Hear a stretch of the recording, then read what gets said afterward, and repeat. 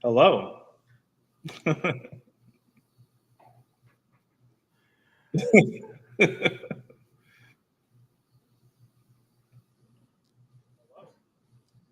afternoon. Pick that step up, folks. We are back. Happy hour number 11, or as that we'll call it, Hot Tui Happy Hour. Are you tired of that meme yet, intern Noe, the pro? I probably got a couple more days and I'll be tired of it.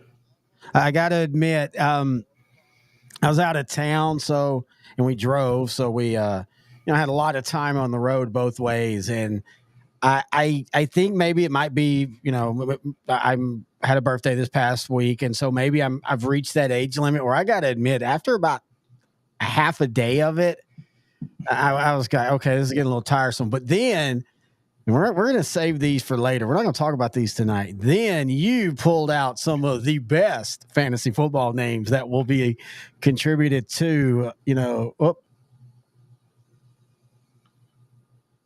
So that got me back into it a little bit. So I do appreciate you doing that. That really got me into it. Anyway, I am Terry Bennett. This is Intern Noe the Pro, and this is happy hour number 11 for Outdrank the Coverage here on L4 Media. You can find us on Facebook. Just type in Outdrank the Coverage. Find us on YouTube. Just type in L4 Media Company. We have so many other shows that are not just Outdrank the Coverage, but that's what we're going to talk about today. And how are you doing today, buddy? What are you drinking? I'm doing very well. Thank you for asking. Today I am drinking Weller. It's a straight bourbon. It's their special reserve, which is the second grain is wheat, which is kind of unique to a lot of. I think Weller was one of the first distilleries. Well, it's really Buffalo Trace, but one of the first distillers to use wheat as a second grain. Typically, it's rye. Yeah. So it kind of makes it smoother. Rye has a bit of a spice, so it's about a bunch of honey and caramel flavors you get from this. It's pretty good. It's really hard to get in Texas. Easy to get in Kentucky, obviously. So whenever I can find it, I get it. Anyway, how are you doing, sir? And what are you drinking? I am good. I am tired. Again, we were gone for last week, and happy birthday. Well, thank you very much. I appreciate that. We had a blast in New Orleans. Being gone, we had people come in and do some things. We're renovating the house and the studio. In fact, here soon, the studio is going to look completely different, folks, and I'm excited about that. It's the one thing. Everything else in my life outside of when college football finally comes out here in about a month on PlayStation 5, that and my studio being renovated are the two things I'm very impatient about. I'm so ready to get this done. You've heard the idea. I think you're on board with it. It's going to be a blast, but man, it's getting there. It's getting through all the crap of everything else we're doing. I'm just so tired. And so with that, I'm going to help myself to sleep tonight with a little bit of vodka. And unfortunately, this is not Good Night Loving. I forgot we recorded a show Friday before I left. And so I thought I had like a half a bottle of vodka left. Realized this afternoon, oh crap, I better go get some. I get there and I left my wallet, but luckily I had a $20 bill that my dad gave me because my dad will not let me buy dinner whenever we're with family. And I tried to buy pizza the other night when we were in town. We went by to see my parents on the way back, and he snuck a 20 to Jenny, which actually turned out to help, but I had to buy some taco. I got to admit, I've missed you, old friend, but I also haven't drank you, so hang on. Cheers. Mm-hmm. Oh, God, that does taste like ass. I got to tell you, man, I switched over to I guess I've been drinking Good Night Loving since, Super Bowl, about that time. And I have not really touched taco since then. And I can taste the crap now. I mean, I'm still going to drink it. Don't get me wrong. And it's going to be fun. But now I understand why my fiance keeps telling me, why do you drink that swill? But anyway, so this is Random Happy Hour. Looking forward to it. 4,000 people are in here so far. We appreciate that. Hello. We were going to have, this was actually going to be one of those, I thought we were going to get to really just stretch our legs out, and we still are. But hang on. I still have a little bit of that cough left, man. That's one thing you and I were talking about a couple weeks ago. When you get older, a simple cold will just linger for like 2 extra weeks than it used to. But anyway. We did a couple of shows before you went out of town. Yeah. And yeah, you were pretty raspy there with the voice. I was actually surprised at the Friday shows that we did. And by the way, one of them is up on our Patreon. Let me go ahead and get that over here. I put up the Point Blank, the Any Given Sunday show, which I think was a wonderful show. That's our second official Bad Movies and a Drink episode. And I really, really thought that as great as the Roadhouse one was, and I love doing the Roadhouse one, I really enjoyed doing this one. We went for like 2 hours, and we could have gone another hour easily. That's one of those things that I was listening back to it on the way down to New Orleans, and I'm like, man, we left out so much, but that's just that movie has so much packed. But anyway, that's up on Patreon.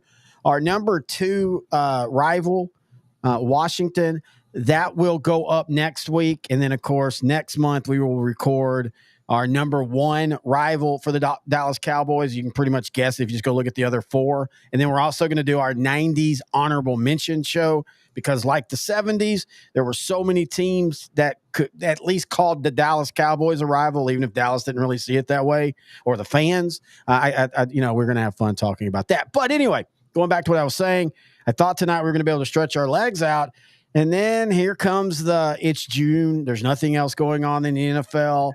and I will say this, the guy that broke the rumor, Tyler Dunn, I think is his name. He wrote a really good piece that I actually sent you in the offseason about the Buffalo Bills coaching situation and how behind the scenes, some people said it's different. And here's the difference on that one. He actually talked to people who gave their name. There was a couple people that said, off the record, but he talked to people who gave their name and said this is what was going on.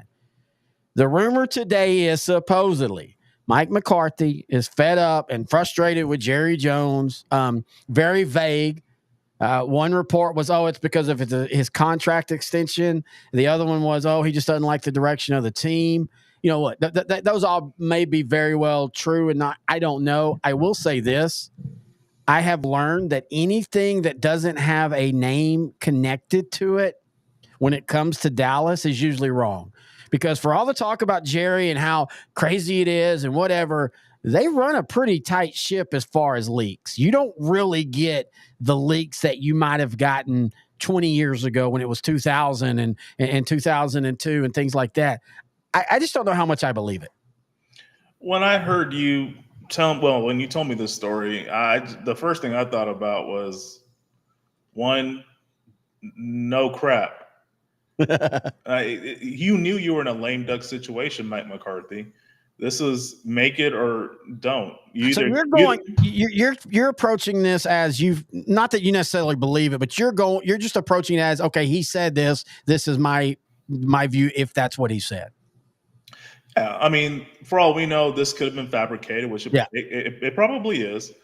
But if you think about it, if I were in Mike McCarthy's shoes, knowing the Cowboys' history, knowing what you came in expecting to do, knowing the talent you have, knowing the talent you've lost as well, you should have already made it you should have already made it to the conference championship game. You should have made it to the Super Bowl with this team, especially in 2022 and 2023, when the talent of the NFC, as far as teams go, was maybe 4 or 5 teams that were considered Super Bowl worthy. Yeah. It was prime years to do it, and they just fumbled it. They had a 2 seed, lost to the Packers in the wild card round. Was a wild card, ended Tom Brady's career 2 years ago. The offense just could not score a touchdown, and I don't like the defense played great. It was Purdy's worst game as a rookie that season, and they just fumbled it. So it's just going to be missed opportunities. There's going to be a lot of what ifs with this early 2020s Dallas team, and he's at the forefront. And if I was in his shoes, I would be considering, hey, you know what? Ownership has a point. I need to get to the conference championship minimum this season. Yeah, I think. Or else. I know that. Well, yeah, exactly. Thank you. Well, hello there. My window's open and somebody's walking the dog. How you doing? Oh, that's a guy. Never mind. But no.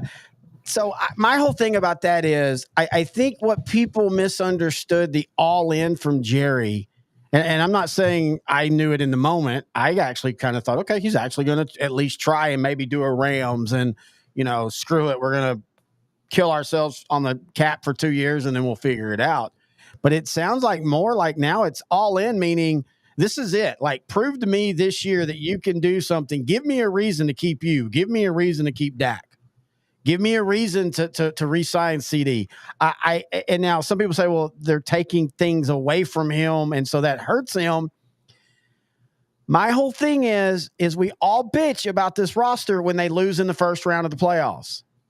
And so re-signing all those same guys, does that not just literally put you right back in that same spot where, okay, we're going to do it again? Now, we can make the argument, did they replace them with better talent? I don't know. I don't know if Tyler Guyton will ever be the tackle that Tyron Smith is, but at least right now, we probably will get him for 17 games. That's big. I'm still concerned about the running back position. I will straight up admit that. I'm still concerned about the defensive tackle position. Everywhere else, I still think Dallas is perfectly fine. Yeah, the good thing with Tyler Guyton is he's 13 years younger than Tyron Smith. I'm not sure the age difference. I know it's more than a decade. And he is healthy, which Tyron Smith is not. And the Jets paid $20 million for Tyron Smith. Cowboys should not. So I'm okay with that part. Running back goes, I mean, this is late June. Training camp's going to be hitting up pretty soon. Got our first preseason game in early August. So it's fast approaching, and there's really no answer right now to the running back position. It looks like it's going to be a three-man rotation with Freeman, Dowdle, and Zeke. I'm not sure if that's going to be great, but I just don't know what Dowdle will do in an expanded role. I still feel like we all know somebody will not make a roster. An NFL veteran running back with legs that still has a little bit of pop will not make a roster. I still could see them bringing Dalvin Cook in camp. Yeah. Get a couple weeks of Rico, and you're like, that's not what we really don't. That we need more. But I still, and maybe I'm just super crossing my fingers, but I still feel like there's going to be a running back that's available. But I also feel like maybe we're going to just finally be like, you know what? Screw it. Dak Prescott was number 2 in the MVP voting last year, put up a hell of a year. Everybody's worried about CeeDee Lamb. CeeDee Lamb's going to be there when it comes time. I'm actually fine with any veteran wanting a new contract holding out over OTAs, because we all remember what happened to Sean Lee in an OTA. So I have no problem with him sitting down. That's not a bad thing, folks. I still feel like the wide receiver core is going to be pretty good. Yeah, I mean, at least we'll have CeeDee Lamb. I don't think the 49ers are going to get Brandon Ayuk. So, yeah, at least we got that. It feels like the guy that they drafted might be Brandon Ayuk with a little bit more quickness. I thought at first that was a mistake draft. Like, well, you reached. Like, he's going to be good. You reach. And we're talking about, what's his name? Ricky Pearsall? Is that his name? I can't remember his name. The wide receiver from Florida. Yeah. But, man, looking at the film and everything, he literally is that guy. I'll go ahead and say it because he's white. Everybody's like, oh, he's the next Julian Edelman. He could very well be. And in that system, San Francisco's showing that's what you do. They're going to treat wide receivers like everybody else treats running backs. They're going to keep one big one, and then they're just going to run through everybody else because they believe the system makes the guy. We're going to find out if that's true or not. And by the way, if Brandon Ayuk ends up cut, that's a perfect type of guy Dallas can pick up, because you're going to get him cheap, get him on a 1-year prove-it deal, and then you can start to do that running game where you're not just relying on running backs to run plays. Right now, the 49ers are not doing a good job of increasing trade value because they're sending a message, kind of like what happened with the Bears and Justin Fields. They're sending a message that they want to get rid of Ayuk without saying it. But the longer this is going on, his value is going to decrease, just like with Justin Fields. It's a good one. And it was Ricky Pearsall. I mean, hey, we could talk about the race aspect here, but they have the best running back in football, and he's not black. We're still getting comment bombed. This video is my daily source of inspiration, says Muhammad. Sade Cartal 1903. I'm always impressed by your content. Mert V. Linder Deinze. I think he used to play for the Dutch soccer team. You're changing the game, guys. Yes, we are. I don't know where these have come from, but we do appreciate the robot. It just tells us we must be making some waves if we're getting robots filling the need to fill out our thing. But yeah, you bring up a good point. Yeah, we're going to see if how San Francisco is able to manipulate the cap. Are you going to be able to still be decent even when you might take a step back talent-wise because of cap things? And I think this is where Dallas is. And I'll say this, I don't have a problem with what Dallas is doing because by all accounts, if we don't at least see either a NFC title game or at worst, you have to go on the road on the division round and you play a really good game and, you win or you lose 31-28 and everybody plays well. It's just one of those games you loses.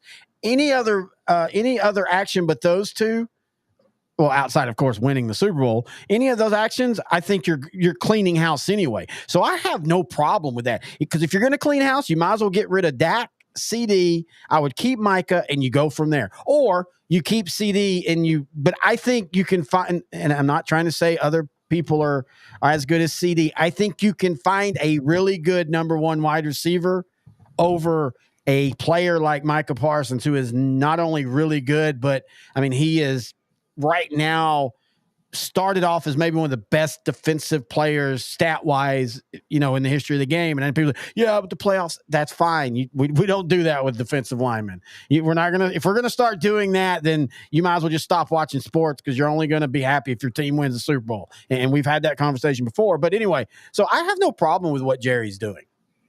I don't either. But if this story is true, I'm kind of shocked at how naive Mike McCarthy is. I don't think it's true. But if it is, I am shocked because, the writing's on the wall. You knew what you were coming into. You've already won a Super Bowl. This is year 5 for you. You know what the expectation is. You have a guy that was second in the MVP voting in Dak Prescott. Yeah. You have you were the number 2 seed last season. Other teams are starting to get better. Detroit's getting really good. San Francisco's still there. Philadelphia, they made a bunch of changes personnel-wise that made them back to being contenders. Even like the lower teams like the Bears and the Giants and Washington, they've made a lot of changes that might make them somewhat competitive this season. So you got to start winning these games that you need to, conference championship or tear it down. And I know you said a competitive divisional game loss, but to me, that's already happened for the Cowboys for several years in the last 15. So I don't even think that's going to be enough. Well, again, that's a very narrow chance, and it would have to work for me. This is again when you're driving down to. I love driving, and I love driving New Orleans. Get to go through some family and just old places that I love. But you have a lot of time to think, and so I took my phone. I was just writing notes down, and the way I see that happening, how you survive and lose in a division round, you have to be on the road.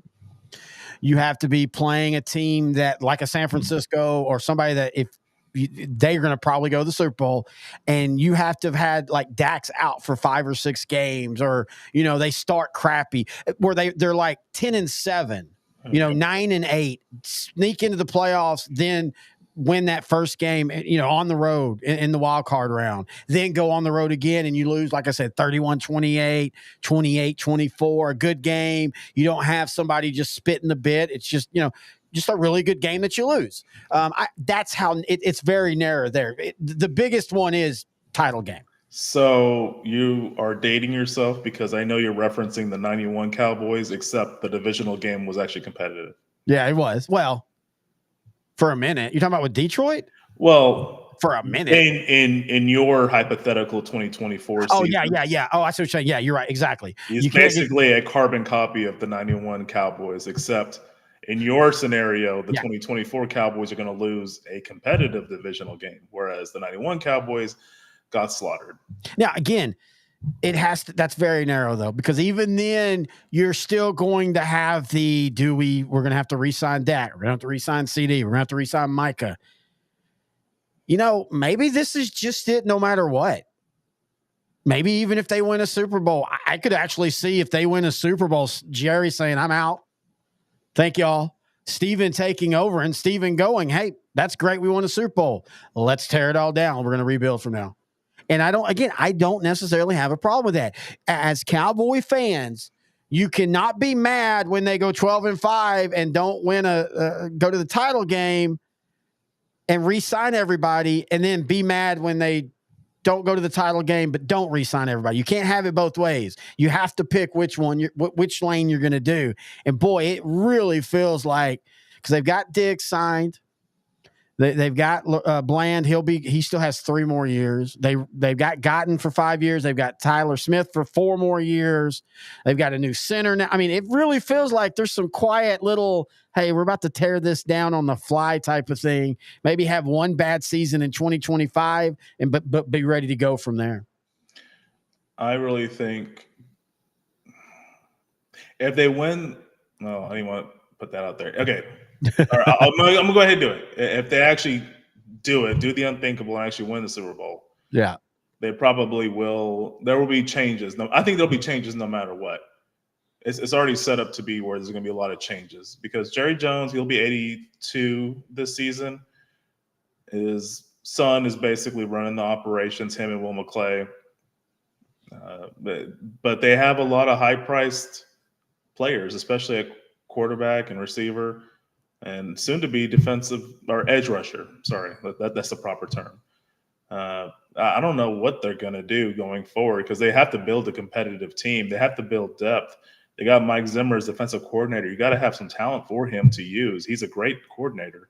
You just got to make sure you have the talent around him to let him do his thing. I don't know what they really are going to do. To me, this season has as big a question mark as 2016, which I don't know if that's a good thing because 2016 ended up being great, but for reasons I didn't foresee. Yeah. 2024, I just don't believe in allocating that much of a percentage of your cap to a quarterback.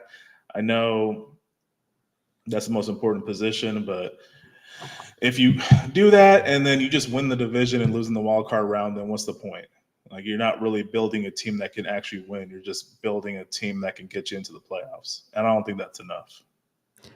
Well, and let's be honest, no matter what, no matter if they win a Super Bowl or not, unless 1 or 2 of the 3 are willing to take some kind of hometown discount, I don't think you have the big 3 of Parsons, Lamb, and Dak on this team. All 3 of them passed this year. And the current greatest quarterback, Tom Brady, took a hometown discount with the Patriots. And the next, claim to the throne, Patrick Mahomes, has also taken a hometown discount. He's still getting paid a lot, but his endorsements put him through the roof. That's another quality of an all-time great quarterback. And if Dak Prescott wants to be up in that, considered in that era, that environment of top-tier athletes, then he's going to have to take a hometown discount because the Cowboys aren't going to be able to afford that $60 million quarterback. I'll just tell you that, and still be competitive. And you bring up a good point. And you and I, we're very pro players. We're very pro workers. I'm very much, hey, you get your bag. But can you make the case that Dak got his bag? He's been paid over $100 million. I mean, if he decides that, no, I want to be the top paid quarterback, I'm not going to fault him, but I'm also going to say, okay, now you reap what you sow on that one. If that's what you want to be, then that's fine. Go be it. Whether it be with Dallas or anybody else, go be it. But also understand you are hamstringing yourself at that point. Yeah. You as an organization, and I know your main goal is to earn as much money as possible, which is the Cowboys have done 20,000-fold. But if you're really trying to win a Super Bowl, why would you allocate so much of your, you want to diversify? This is investment 101. You got to diversify. You can't just allocate most of your resources to one player. A team is 53.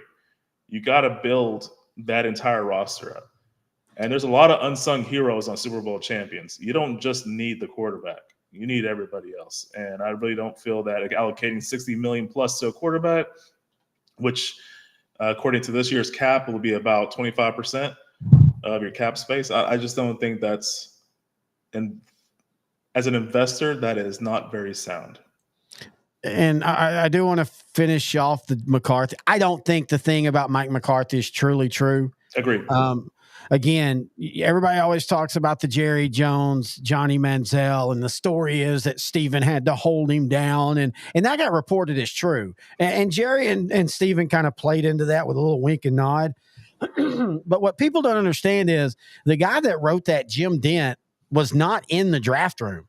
That was literally him saying, oh, I could see Jerry right now with Manziel available, him going, wanting to pick and Steven having to hold him down. And people ran with that like it was 100% true.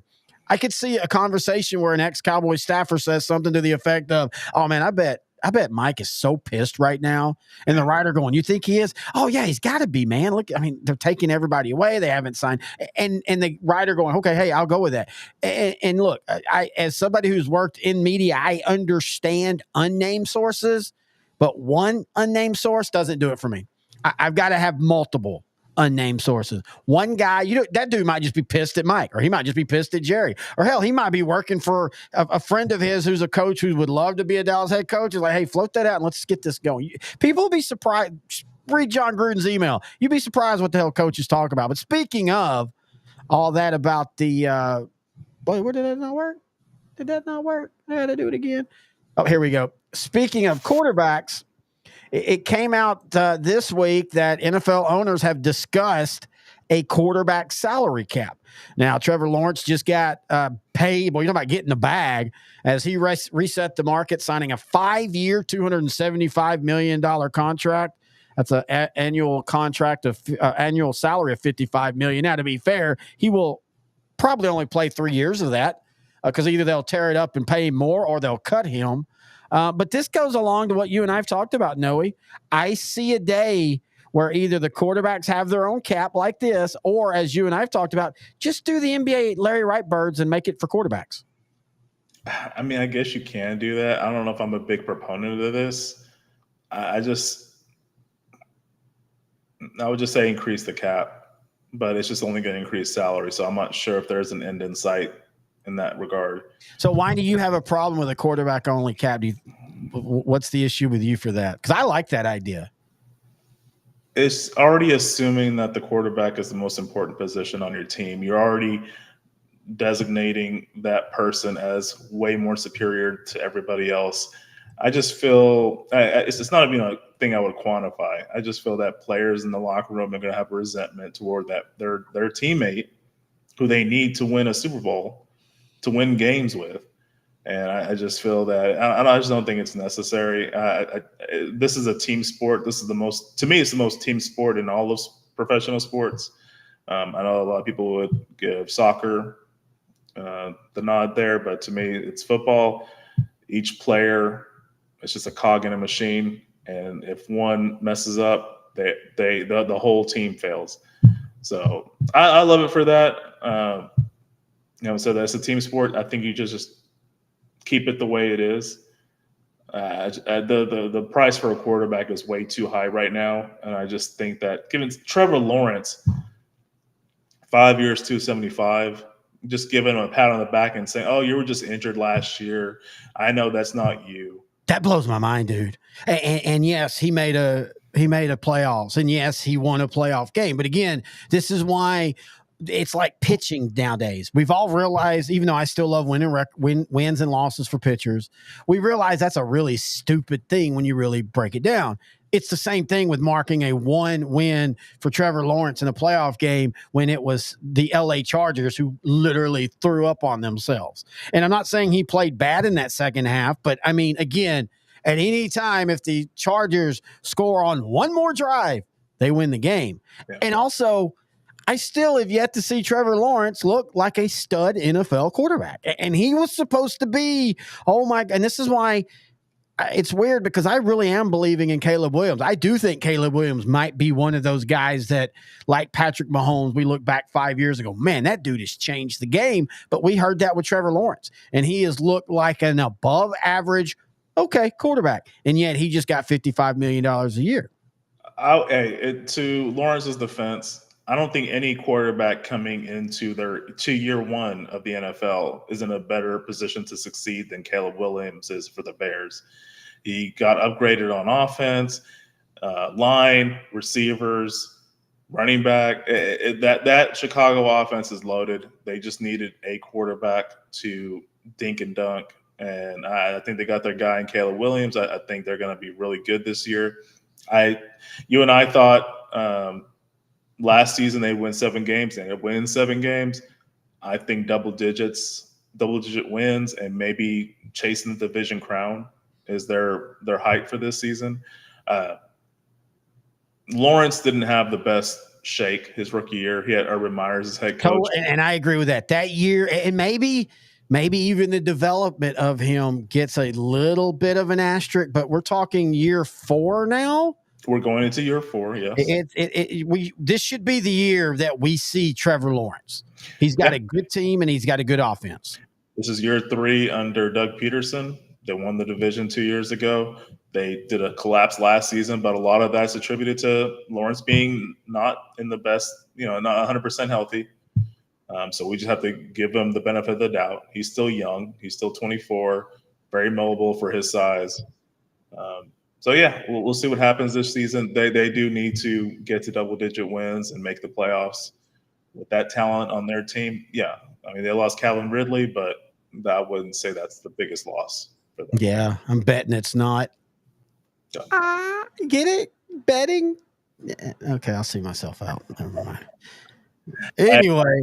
That is the NFL was hit with it, but now NBA is being hit with that even more. So that's something I want to see if it's gonna. I mean, baseball this year as well. I'm kind of seeing if it's going to continue or the players are going to start scaling back on that. Oh, on betting? Yeah, they're going to scale back. And by the way, folks, people are not getting caught because betting is now being advertised and betting is legal. People are getting caught because they were doing this before, but because it wasn't legal and because casinos and betting sites and bookies weren't looking for players to be, now it can be found out. So again, that's why I say in 5 years, we're going to realize that betting being legal is the best thing that's happened. Now, I will agree, Jesus Christ, tone down the advertising. But I will say this, for all those YouTube channels that you and I watch and I love that say the same thing, then 5 seconds later go, this is brought to you by DraftKings.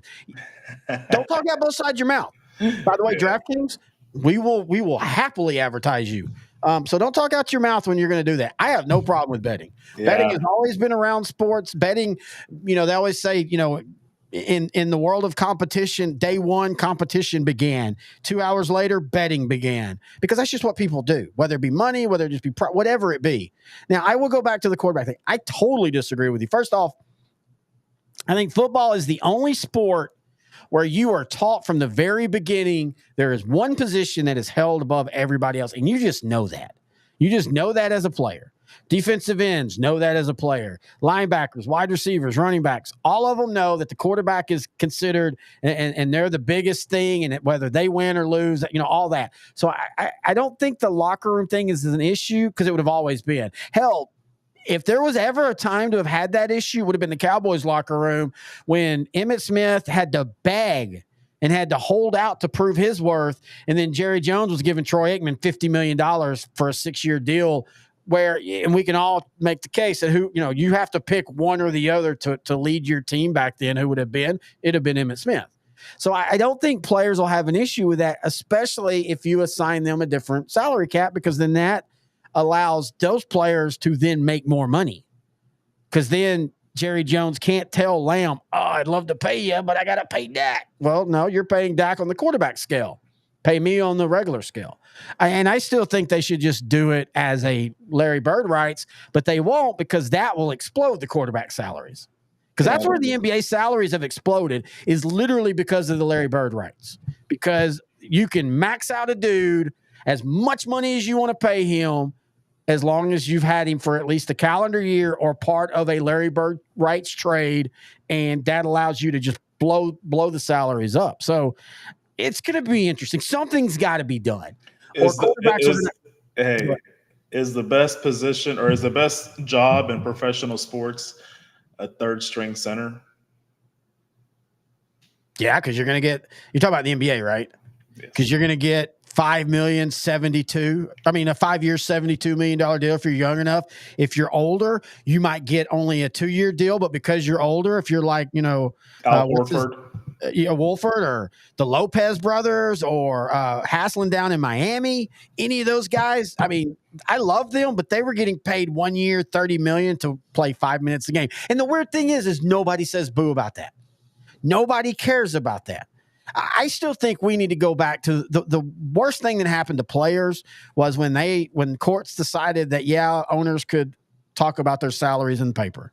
I don't like that. I've never understood why we do that. Well, I know why the owners did it, because they tried to shame the players. We really should go back to where we don't know crap about that. I don't care how much a player makes unless there's a hard cap. That's the only reason I'm telling Dak, hey, maybe you don't take the 60 million. Hey, what's wrong with taking 30 million? You take 30 million, you've already made 100. I guarantee you, if he took 30 million, Jerry Jones and them would sign him to a 5-year, $130 million deal, but they won't do that. Agents won't allow that because it'll look bad. I mean, this is a capitalist country. You got to make the most money you can. These are their best years. These are where they're going to earn their most money for the most part. Now, some of these guys will pull a Roger Staubach and, get nickels and dimes as a pro, but then become $1 billion real estate investor post career. But a lot of these guys are going to just make most of their money during their career and just sit on investments that earn them 6 figures, maybe even 7 figures for the rest of their life. Yeah. That is the way it is. So they're going to just try to maximize it. I don't blame players for wanting to get the most money they can possibly get. Nope. I'm okay with your motives, but as a fan of the Cowboys, I want Super Bowls. Well, and I want players that also want Super Bowls, like Patrick Mahomes with the Chiefs, who took a discount, like Tom Brady in years past with the Patriots, and later on with the Buccaneers, taking a hometown discount just to get the team better because that's what he wants. I want players like that on my team. Well, but you have to be honest. You have to look at the social dynamics of all that. Why did Tom Brady do that? Because he had at the time a $1 billion wife. Yeah. Why did Patrick Mahomes do that? Because Patrick Mahomes grew up with a baseball dad and grew up very well, not balls out rich, but where he grew up, White House, Texas, is not. He wasn't poor. He lived comfortably. Dak lived with a family that struggled, and I get that. And I agree with you. Make all you want, but you also have to then accept the criticism of you're taking away talent from your team because you wanted that extra 10 million a year. And again, I'm fine with that, but you can't run and hide and be like, oh no, you can't. Like I heard somebody say there, and again, this was off the record a few years ago when they were talking to a quarterback, and they were like, well, it's not my job to build the team. It's my job to get paid. Yes, but your pay in a hard cap directly affects that. So you can't bitch at the general manager because he doesn't put the talent around you when you're taking up 46% of the cap or 56% or 60, whatever it turns out to be. And it's frustrating because in a way this is fun to talk about, but also I hate talking money with this crap. I just want to talk football, and again, understand it's June and we're just finding things to talk about at this point when it comes to NFL. And, we've still got about 3.5 weeks till camp start opening up. And then we'll be able to start actually talking on the field. Speaking of on the field, hey, let's talk a little Texas Rangers, brother. Man, you want to talk about them and the Astros. Both go into these series with teams that are better than them. And both of them, the Astros have kind of started at least treading water for a while. Texas looked like they were Houston a month ago. It looked like Texas was ready to lose 10 out of the next 13 type. And both of them pull off sweeps. And more importantly, both of them did it impressively. I mean, and I know the Royals had kind of started sliding back. They had a struggle against the Dodgers last week, but still 2 shutouts. Max Scherzer looked really good on Sunday. Wyatt Langford is starting to wake up. You're starting to see the rookie of the year guy that everybody thought he was. And did we not say his injury might have been the best thing for him? Because he wasn't looking overpowered early, but he wasn't getting hits. This allowed him to kind of sit and watch. and be a little bit more patient. And all of a sudden, the Rangers are looking really good. You know, both the Rangers and Astros had injury issues going into this season. The Rangers responded better to start the season than Houston did. But as Houston's starting to get healthier, you're starting to see them win. I think they're on a 5-game winning streak right now. Rangers swept a really good Royals team. Now, granted, these are the Royals. They lost 106 games last year. We don't know just how good they really are. We know the financial commitment that was given to Bobby Witt Jr. He's looking like an MVP candidate this year. I don't know if y'all been following stats and just the season, but it's really the AL MVP is really between Aaron Judge and him, so to speak.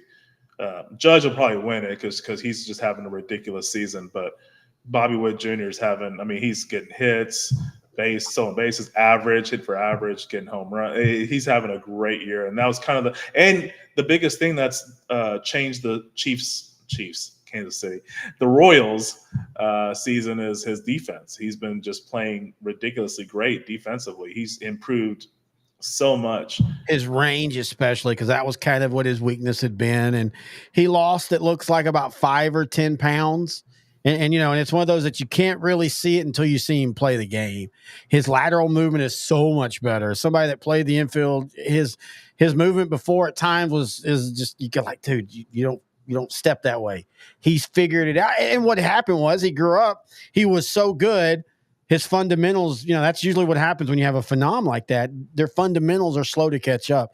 You're starting to see that. I don't think the Royals are going to last, but I do think they finally have some building blocks. And by the way, a team like the Royals, this is what they're going to do. They're going to be good for a few years, then they're going to lose everybody, and they're going to tear it all down. They're going to have to start back up. We're still seeing if the Astros and the Rangers, how they're going to be in this, where they're at. Astros are now, year 7 of what you'd call a dynasty run? Is this just a bump and they're going to fix it? Or is this the beginning of a slow decline for the Rangers? Was last year the aberration? Is this year the aberration? I think it's a little bit of both. But yeah, the Royals are I think, are going to come back to earth. But it is fun to see them. I always like it when Kansas City's good in baseball. Me too. They have one of the best uniforms in baseball. They're just young. They have who's going to end up being one of the greatest catchers of all time is Salvador Perez, leading a very young team. Seth Lugo is having a Cy Young type season at pitcher. So they're getting contributions that they weren't really getting last season. And it's become one of the most entertaining and fun divisions, the AL Central, in baseball this season. I loved watching his dad, Bobby Witt, as a pitcher back in the 90s. Rangers were one of the teams. Oakland Athletics were one of the teams. So it's kind of nice seeing him shine, getting a nice contract, and turning that contract into a very all-around type player, kind of a la the late, great Willie Mays, 5-tool player like that. Man, that was so sad. He died on my birthday. Died on your birthday, 93 years old. Hey, heart failure, 93 years old. He lived a long life. Isn't it weird, though? We got Betty White. We were all on that run up to 100, and she didn't make it by a few days. And then Willie Mays, we were all so excited to see him going back to Birmingham to be a part of that. And we'll talk about that in a minute, because I think Reggie Jackson might have shocked some people with what he talked about. We'll talk about that here in a minute. But I do want to go back to the Rangers real quick. Now I want to focus on Mays. The issue with the Rangers, and this is going to be the thing that might hurt them going forward, is they didn't take advantage when they were playing crappy teams like the Mets. They lose 2 out of 3. They lose 2 out of 3 to a Giant team that's okay. They lose 2 out of 3 to the Tigers. They lose 2 out of 3 to the Marlins. Oh, no, sorry. They won 2 out of 3 from the Marlins. But now going forward, they start a 3-gamer with the Brewers, then a 3-gamer with the Orioles, then a 3-gamer with the Padres, a 3-gamer with the Rays. The next time you would say they play a team that they should beat will be July 8th when they take on the Angels. So they're going to have to at least go 500. I think if they're within 5 games of 500 at the All-Star break, I'm perfectly happy, because this season – Every sport, but baseball is figuring out too. It ain't what you do till the All-Star break. It's what you do after the All-Star break. So if they're within 5 games of 500, I still think they have a chance. But I will still, and my dad hates this. Love you, Dad. I don't care this year. I really don't. I mean, I'm good. Like, as long as they don't just pull a White Sox and go 8-33 on the road like the White Sox have done, as long as they're competitive, this is a mulligan year for me. We'll get back to it next year. Good point on the post All-Star break run, because that's what the Mavericks basically did this year. I think they went like 22-9 after the All-Star break, or after the trade deadline. They started okay, but they really finished strong, and that kind of carried over. I can't hear you because my World Championship Texas Rangers shirt is swallowed. You need to have a Western Conference Championship Mavericks jersey or shirt. You did? No, you need to have one. We don't celebrate conference championships. I do miss celebrating divisions. Like, I remember like getting 94, Cowboys NFC East shirts and stuff. I really do wish we get back into an era, and maybe we just never will. I just wish we would get back into an era where you just enjoy the regular season and not, the playoffs. If we're going to do that, let's just play the playoffs. Just fucking flip for your spots and let's go. Because what's the whole point of football? Like, I literally had somebody tell me today, I'll tune in when the playoffs start. Like, why? Like, what's the point of that? Like, you don't know any of the stories of your team. You don't have all the moments of, oh my God, awesome, and oh my God, crap. You and I were talking about this last year. I kind of want to go back to where when the Cowboys would actually have to win a game with a field goal a few times a year. Like, it was against the Chargers last year. Yeah. God, that's really it, isn't it? That was the only time that their win came down to. There was a couple games where they scored late to make it a 2-score game. Yeah. But for the most part, I guess the Charger game was the only one that was a late win. So last season was an interesting one because the Cowboys would blow out every other team. It ended up being a much easier schedule than it should have been. They ended up good point. Yeah, they ended up having like a very cupcake schedule. So their 12 wins were against teams that were not 500, or like in the Eagles case, they were just tanking. Yeah, late in the season. So I think they only beat 1 or 2 teams that had a winning record all of last season. And then anytime they played a team that was 500 or better, same as the Cardinals, they would struggle. Or any team that could actually run the ball, they would struggle. So It was just a Jekyll and Hyde season for the Cowboys last year. So not many close finishes, but speaking of divisions, the one league where divisions are meaningless is the NBA now. Yep. And they kind of always have been, to be honest with you. Well, because they changed the rule where if you win your division, in prior years, if you win your division, you get a top 3 seed. Now it doesn't matter. You might get in the playoffs, but they're just going to seed based off a record. And it's because there was a stretch where one of the divisions was just not up to par. Yep. And they would get a 3 seed, but they were 43-39. And I think it was the Northwest division for the Western Conference. I can't remember, but then we also went in stretches where the whole East was bad. 49-50 wins will get you the 1 seed in the East 20 years ago. Yeah, and I would have no problem in the NBA if they stripped away divisions. They might as well do it. Yeah, because I mean, even when divisions mattered, you still teams don't hang banners for division champions. That's one of the sports that divisions, like, I couldn't tell you half the time growing up who was in what.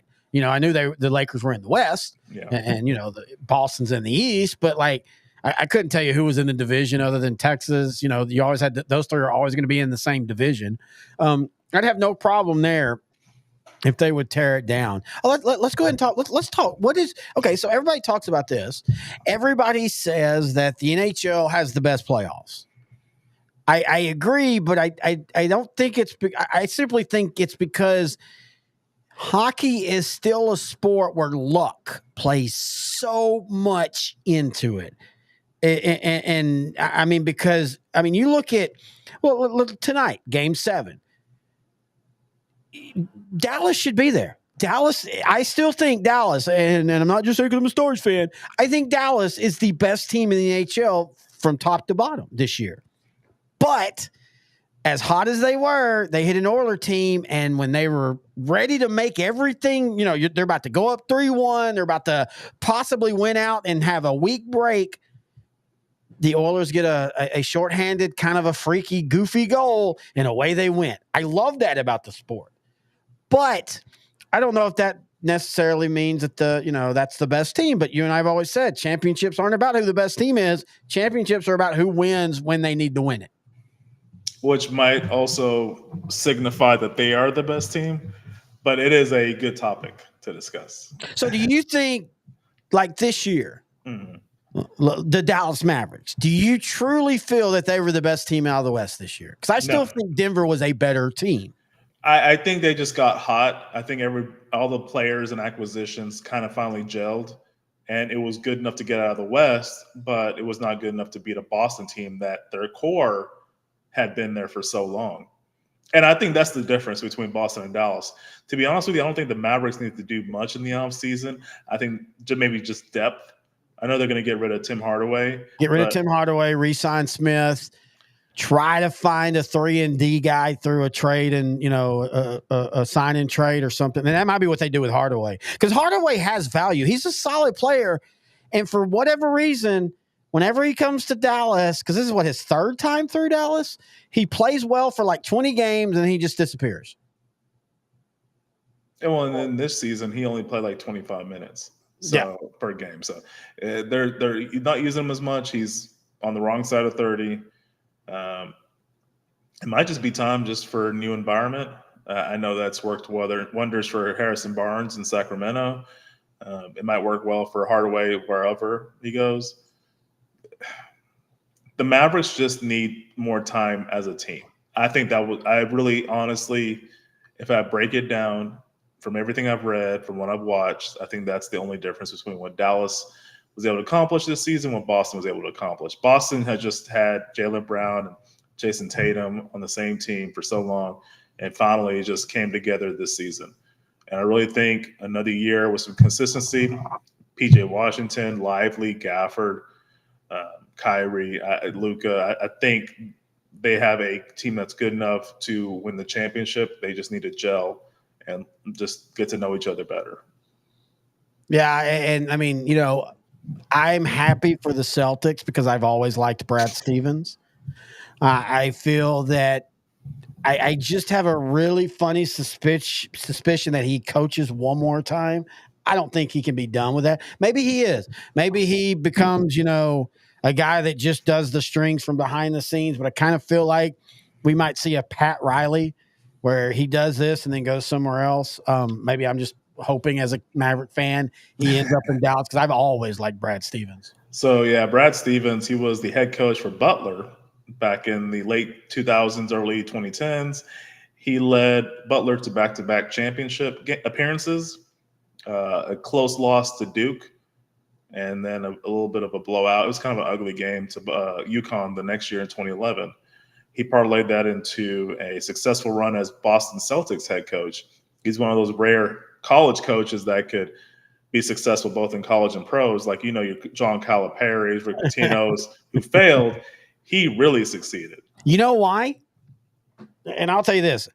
There was a time I loved Rick Pitino. I still do for other reasons. I do too. And I love what he's going to do at St. John's. Yes. They actually had a decent season. They just didn't make the tournament. But next season, you're going to be hearing about him. Yeah, I agree. But one of the things he does that they didn't is he actually has a system and has a system that works on all levels of basketball. And he doesn't need that power control like they did. I'm not saying what they did was wrong. Jimmy Johnson was the same way. Jimmy Johnson realized that in the NFL, and again, we can talk Jerry Jones, but Jimmy Johnson was never staying in Dallas long because his style doesn't work for that. It works for the 4-year cycle because you can tear a kid down, build him back up, and then he gets tired of the shit. And so that's what happened to Rick, and that's what happened to Calipari. Brad Stevens, all the pro players talk about the biggest surprise when he first stepped in as a coach was he treated them like men. He wasn't trying to do a lot of college rah-rah. And that's the thing, coaches like a Nick Saban. And again, if they choose Drew Brees, maybe his story's different. I don't think it is because those are the guys that need the power over the kids to that fear. And that's not a bad thing. It's just how they coach. And I think it's probably why Dan Hurley didn't take the Laker job. Or I think that's a good decision for Hurley not to take the Laker job, even though it was a lot of money. Because I think he's one of those coaches where 4 or 5 years is probably the max you want to spend with Hurley. He's so intense. Dan Hurley is the UConn head coach. They won back-to-back men's championships. The Lakers offered him a 6-year, $72 million contract. Turned it down, but he's known for being a very intense head coach. But it's translated into success, like with Jim Harbaugh, what he did at Michigan. But you don't know if that's going to translate into professional success, where you're dealing with grown men. Well, at least Harbaugh has proven he can win on the professional level. Yeah, but he was only with the 49ers for 4 seasons. So yeah, but that last season they finished 8-8. So, yeah, but him and the general manager at the time were already bulky. Yeah, they were already going at it. That was a burn down season. And to his credit, Balky didn't do well with Jacksonville when he left the 49ers. So maybe he is a coach that can transfer that into long-term success in the pros. I agree with you though. I don't think he can. I think he works on that same model. He's not a fear guy, but he's that hard as balls type that's going to take a special breed. That's why we'll either he'll love Justin Herbert and that's his guy, or they're trading him next year. Well, he's built him up like he wants him long term, but that could be just for great trade value. The trade value, and if he ends up getting traded, we're going to circle back to this conversation we're having. And you actually mentioned this off air too, so I've been big as soon as he got named the head coach because, and this is nothing against Justin Herbert, I do think that he gets, for some reason, he escapes a lot of the criticism that other quarterbacks get assigned, like a Dak Prescott, where you look at that talent and holy crap, I know they have injuries and Mike Williams was always hurt, but still what is he, year 5 now? Year 6? Year 4? I think he was a rookie in 2020, so he's so year 5. So start of year 5. He throws a pretty ball. And he has looked good, but I go back to that Dallas game, the last 2 minutes, and he throws, he gets sacked the one play and then he throws the interception. If that was Dak Prescott, what would be talked about the very next day on all the ESPN channels? With him, it's, but Brandon Staley's a terrible head coach. Yeah. Well, Staley didn't throw the interception. Staley had nothing to do with the offense. The offense didn't struggle because of Brandon Staley. The defense struggled because of Brandon Staley. His hubris I think, and by the way, I do think Staley's one of those guys that let him go back to DCing for a while, and maybe he learns some things, and we see a different guy. I'm not going to say he's Bill Belichick, but it reminds me a lot of Cleveland when Bill was there, where a lot of things were right, but at times the hubris of the coaching staff overrid the team, and Bill Belichick figured that out. But anyway, point is, when does Justin Herbert start getting the blame for the Chargers not winning playoff games with a really solid roster? At some point, he's going to have to start. Hey, it's a different head coach coming in. Let's say they make the playoffs and they lose. Harbaugh has already made it to a Super Bowl. And a national championship. And he's won a national championship in college. He already has his medals. That's a real good point. I didn't even think about that part. So at some point, you got to start blaming the head coach and the defense and the line and the running game. You got to blame the person that's making the most money on your team at some point. Did you say Chargers? Talk about failing upwards. Brandon Staley is an associate or assistant head coach for the 49ers. I thought you were about to say about me and my helmets. I'd say Chargers have one of the best looks of all time. It's really hard for them to really fail. I grew up liking the darker color uniforms because that's what I grew up watching. But watching the powder blue and then adding the yellow and then watching what they do week to week. I love the all white look too. It almost looks like that's the more conservative look. Don't say the joke. But it does kind of like when they wear the all white, it's still beautiful, but it looks very tame compared to the other color combinations they typically do. All white is all right. No, but it's funny. The one jersey that you really like from them, and you're right. It's usually jersey love, uniform love, all that's usually from when you're a kid. That's why there's a bunch of dumbasses from the 90s wanting like the Toronto Raptors to come back. And those jerseys were absolutely hideous. The Houston Rockets look like somebody threw up glitter all over their jersey. Oh, the Clyde Drexler 94, Yes, 95. just no. But I do not like the Chargers uniforms from the Super Bowl 94 team. And it's only because they were too blue. And I get what they were doing. This is my favorite. And partly because I'm a kid. But I also I love the white helmet. And as if you don't know, I have every NFL team, but I'm trying to I just realized today when we we're getting ready for the show, like my Panthers helmet's like 20 years old. And it's starting to peel, so I'll probably replace that, here in the next few weeks. But anyway, this is my favorite. And if you don't know, when I go shop, when I go vacation, if I find a sports store, I've got to buy something. It's just fun to do. So I bought this one, and then I also bought, because we were in New Orleans, I bought a Tulane Green Waves. This is one of my favorite helmets going right now. I love what they've done with their jerseys, all that fun stuff. And then I bought this. And I was going to put this on the show or for the show's table, but I think I'm going to keep it wrapped. Hang on. I bought a NFL standings tracker, NFC on one side, AFC on the other. I really thought you should have got two of those so you could keep one package and the other to actually use. Well, okay, so let's go ahead and spoil a little bit.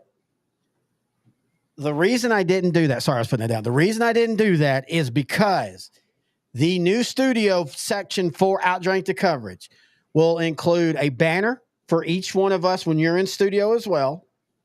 And if you've seen the show, you can tell right here, there's two banners. Behind that's a door into my kitchen. Right there or on the other wall, depending on where it goes, I'm going to put shelves, and we're going to have every mini helmet that I have. That's, when I say mini, I don't mean the micro mini. I mean this size will be on the middle of the table or on the middle of the wall, and we will have the standings correct every episode of Outdrank the Coverage in 2024 going forward. So that's the only reason I didn't do that. I was going to do that, and then I was like, you know what? Now I'm just going to buy one, keep it packaged, because we're going to have all those helmets up on the studio. The ultimate man cave. The ultimate man cave that I can write off for taxes. So let's go back to Willie Mays. What is your first thought of Willie Mays? The catch, 54 World Series. That's one of the most replayed baseball moments of all time. His back was toward home plate. His chest was toward the fence. Makes an over-the-shoulder catch. At about 400 feet away. Yeah. And then people forget about the throw.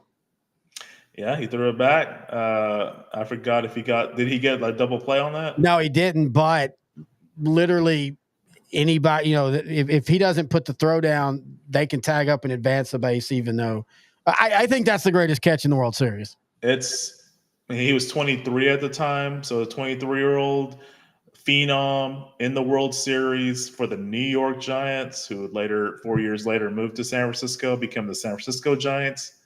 That was their last World Series win till 2010. Wait, that all rhymed.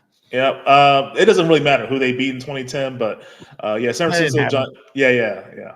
I also the second best World Series catch was Nelson Cruz 2011 when he climbed the wall and made that catch, and the Rangers won their 7th World Series in a row. Y'all don't remember that? You must be having that Marvel Cinematic Universe situation where you're in a parallel universe. You know that, so I'm a video gamer, and every year I get all the sports games. And I always send you every year my MLB, the Rangers win the series. Yep. I started it this year. I'm not going to lie. I got a week in, and I'm like, I don't even need to do this anymore. They finally won. Hey, I already told you, man. Like, I don't replay the Brett Holt goal, but I will replay Jason Terry's Game 5 shot. Oh, yeah. I will replay some of the Cowboys' great moments in the 90s. Michael Irvin's catch in the 92 season Super Bowl against the Bills. But then now I'm going to include Corey Seager's game tying home run in the bottom of the ninth in game one. Evan And Carter's catch against the Astros needs to be in there too, because I think that's one of those plays in a a long postseason of just amazing plays that if he doesn't make that catch in that game, they probably lose the game and they probably lose the series. And Leclerc has a drug addiction. You think so? Man, you say, yeah, I get you. Leclerc had some close saves. I always feel bad for postseason. him in the ALCS when he clinched and he goes to the ground with his hands up and everybody just runs past him and then he's like, oh, okay, I'll come over there. You know the crazy thing about Leclerc? He's the only guy that ties back to the 2010 through 2016 run. He was on the roster in 2015 and 2016. I didn't know that. Yeah. You know, when you talk about the Astros, I was going to say this is actually year 10 of their dynasty because it really is. 2010 was the year you and I talked extensively about Adrian Beltre, because that was the year I was telling you, you know, they kind of struggled midway. Houston had this big lead. They had just moved over into the AL. Yep. They had this young talent. They were kind of surprising everybody. And then all I told you was, hey, if the Rangers just keep winning series after the All-Star break, I think they'll be able to catch up to the Astros. And sure enough, they kept winning 2 out of 3. And then Adrian Beltre kept just hammering shots to will that he should have probably been an MVP in 2015. That's what I'm doing too. I'm hammering shots. Yeah. You're right. You know, that I think he finished 3rd or 4th in the voting. But yeah, I mean, especially from August on, dude, he put the team on his back. I think I'm going off top, man. I think he hit for like a 400 clip. It was one of the best. In fact, and the only reason I remember all that is, well, I am a big Adrian Beltre fan, but also there was an article on ESPN at the beginning of the year. It was like, you know, some of the best forgotten stretches, and his was listed because of that. Like Hall of Famer. I'm so happy he's in the Hall of Fame. You know, going back to Willie Mays, the actual topic of this portion of the show, 24-time All-Star. His only World Series win was the 54 series for the New York Giants. That's crazy. Yeah, they were the underdog. They played the Cleveland Indians that series, and they won 111 games, which was a record for the AL at that point. The 98 Yankees and 01 Mariners eventually broke that. But they swept them, and then they didn't make it back again until like in the early 60s. And then they lost to the Yankees in that one, I think 62. Yeah. And then he made a 3rd trip to the World Series, but it was his last year when he was a lot of fans remember vividly of Willie Mays when he was not that good anymore. His last year was 73. He would have been 42 at this point with the Mets. This was not the amazing Mets of 69. This wasn't really a good Mets team either. I think they won 83, 84 games. Yogi Berra was their manager. But they ended up upsetting the Reds in the NLCS, making the World Series. He contributed a little bit in the NLCS and the World Series, but, I mean, he was 42. He was well past his prime. There was a lot of hoopla at him going back to New York from San Francisco, and he actually had a pretty decent 72 season. But, I mean, he was definitely a shell of himself in that season. But a lot of people – I remember when I was a kid, when I was watching video clips of him, they always talk about – he always just looked old to me. Yeah. Because they would always reference his last year with the Mets, which is kind of sad because this guy hit 660 home runs. You know, he's the godfather of one of the greatest players of all time, Barry Bonds, who was kind of, you know, when I was researching Willie Mays, the thing that stood out to me was not his accolades, not the "Say Hey Kid" moniker. It's the fact that him and his godson are basically the same person, in the sense that they kind of kept to themselves and the media did not like them for that. And it kind of affected him in the Hall of Fame voting. Whereas Willie Mays got in, he didn't get in 100%, which you think the "Say Hey Kid" 5-tool player, guy that can do it all, should be 100% legit in. And there was like 23 votes. Well, from being and we have that stupid thing with baseball, like this whole idea that only nobody should get 100%, and and I'll say this: biggest, biggest Nolan Ryan fan, but the fact that Nolan Ryan got in with a vote like 99% and got more than Willie Mays, that blows my mind. I mean, Willie Mays for 30 years was the greatest living baseball player to play. And speaking of his godson, I don't give a crap about PEDs. Barry Bonds has now ascended to the greatest baseball player alive. Period. I don't even want to discuss. I mean, I will with you, but you know what I mean. If you're going to come at me with PED, I don't give a crap. That is the most holier than now BS belief that steroid users are somehow tainted. No, they're not. They are still great baseball players. steroids don't help you hit a baseball. I don't care how big Barry Bonds' head grew after 2000. He was already a Hall of Famer before the new millennia hit. Well, and that's the other thing with him. You're 100% right there. Okay, take his Giant seasons away. Don't count him. He's still a Hall of Famer. If he'd have retired the day he signed with the Giants, he's still a Hall of Famer.